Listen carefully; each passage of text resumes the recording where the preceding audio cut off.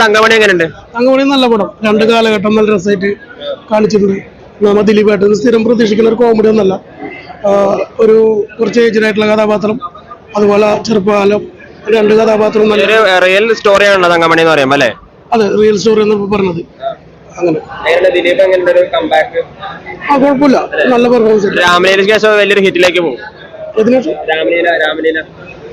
അങ്ങനല്ല, ഇത് വേറൊരു തരം, അതൊരു വേറെ തരം മാസ രാഷ്ട്രീയ പടമല്ലേ. ഇതെന്ന് വെച്ചിട്ടുണ്ടെങ്കിൽ ഗ്രാമീണ പടം, ഒരു കുടുംബ പശ്ചാത്തലത്തിലുള്ളൊരു പടം, അങ്ങനത്തെ ഒരു പടമാണ്. വേറെ രണ്ട് തരത്തിലുള്ള അടിപൊളി പടം, കുഴപ്പമില്ല. കൊള്ളാം, നൈസ് മൂവി. ആക്ഷനാണ്, എങ്ങനെയാണ് കഥയൊക്കെ പോണത്? ആക്ഷനാണ്, പെർഫോമൻസ് ബേസ് എല്ലാവരും നന്നായിട്ടുണ്ട്.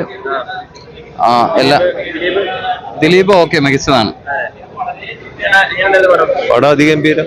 ആയാലും തങ്കമണി എന്ന പടം നമ്മുടെ കേരള ജനതയെ, അതായത് ഇപ്പോഴത്തെ ആളുകൾക്ക് അറിയാൻ പാടില്ല. ഇറങ്ങുന്ന എല്ലാ പടങ്ങളും ഹിറ്റ് ആയിക്കൊണ്ടിരിക്കുക. അപ്പൊ തങ്കമണിയും അതിന് പിന്നെ അത് ഹിറ്റ് തീർച്ചയായിട്ടും. കാരണം ഇത് നടന്ന സംഭവം. ഇത് അപ്പൊ നടന്ന സംഭവങ്ങള്, എന്റെ അഭിപ്രായത്തില് നടന്ന സംഭവങ്ങൾ ഏതൊക്കെ സിനിമയായിട്ടുണ്ട് അതെല്ലാം വിജയിച്ച സിനിമയാണ്. കാരണം ഇപ്പൊ നമ്മ പടത്തിന്റെ പേര് പറഞ്ഞാൽ അത് എല്ലാവർക്കും അറിയാതെ. വമ്പൻ തിരക്കാണ് രാവിലത്തെ ചോദിക്കാൻ നമ്മൾ കണ്ടത്. വമ്പൻ തിരക്ക്, ഇനി തിരക്ക് കൂടാൻ വേണേ ഉള്ളു. കാരണം ആളുകളുടെ അഭിപ്രായം കേട്ട് പോണ ആൾക്കാരുണ്ട്. എന്നെ സംബന്ധിച്ച് അഭിപ്രായം കേൾക്കാതെ ഞാൻ വന്ന് കാണുന്നത്. മഞ്ഞുമൽ ബോയ്സും വമ്പ ഹിറ്റാണ്, പ്രേമലോ ഹിറ്റാണ്, ഇപ്പൊ തങ്കമണി അടുത്ത ഹിറ്റാണ്. ബ്രഹ്മയുഗം മറന്നുപോയാ മമ്മൂക്ക ഇത്ര വർഷങ്ങളാ ബ്രഹ്മയുഗം തുടങ്ങി അങ്ങാട് പിന്നെ ഇങ്ങാട് ഹിറ്റുകളുടെ ഒരു കൂമ്പാരം തന്നെ നമുക്ക് വരുന്നത്. എന്തായാലും മലയാള സിനിമ നല്ല ഇറങ്ങിയ ആൾക്കാരൊക്കെ കുറെ കണ്ണ് നിറഞ്ഞിട്ടൊക്കെയാണ് വന്നത്. അത്ര ഇമോഷണൽ ആണ് സിനിമ. തീർച്ചയായിട്ടും അത്രയുണ്ട്. അതിൽ അനുഭവിച്ച ആ ജനങ്ങളോട്, ആ നാട്ടിലെ ജനങ്ങളോട് ഇപ്പോഴും ഉണ്ടാവും അതിലുള്ള ആൾക്കാർ.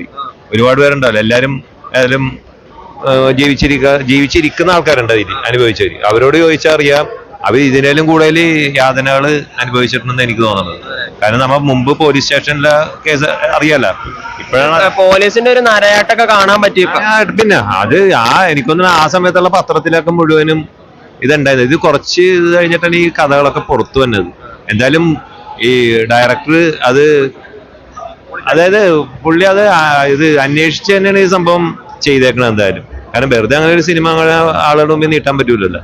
ആളുകൾ സ്വീകരിക്കണ്ടേ. കാരണം ഇത് നമ്മളൊരു ജീവനുള്ള മനുഷ്യനി അത് കണ്ടിരുന്ന ക്രൂരമായ പല കാര്യങ്ങളും അന്ന് നടന്നിരുന്നു നമുക്ക് കാണിച്ചു തരുന്നു. അതെ, തീർച്ചയായിട്ടും. നമ്മ ഇത് കേട്ടറിവാന്ന് മാത്രമല്ല, ഇന്നലെ ഇപ്പൊ മാധ്യമങ്ങളുടെ കൂടെ ഒക്കെ നമുക്ക് മീഡിയ ഇതായിട്ട് വിഷ്വലായിട്ട് കാണുന്നത്. അന്ന് നമുക്ക് പത്രത്തിലുള്ള എഴുത്തിലൂടെയാണ് ഇത് കാണാൻ പറ്റുന്നത്.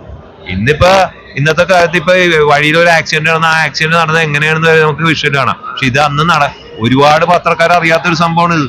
കാരണം അതില് 1-2 പേര് പത്രക്കാര് അതിന് പുറത്തോട്ട് കൊണ്ടുവന്നതിൽ ഒരു കഥാപാത്രമാണ് സിദ്ദിഖ്. അതേപോലെ മനോഹരമായിട്ട് അഭിനയിച്ചിട്ടുണ്ട്. ഇതില് ഇപ്പൊ മനോജ് കെയാണെങ്കിൽ അദ്ദേഹത്തിന്റെ ഒരുപാട് നാളുകൾക്ക് ശേഷം ഒരു നല്ലൊരു കഥാപാത്രം അദ്ദേഹം ചെയ്തു. മനോജ് കെ ജയൻ എന്ന പിന്നെ എല്ലാരും, പ്രത്യേകിച്ച് ദിലീപേട്ടനെ പിന്നെ പറയണ്ട.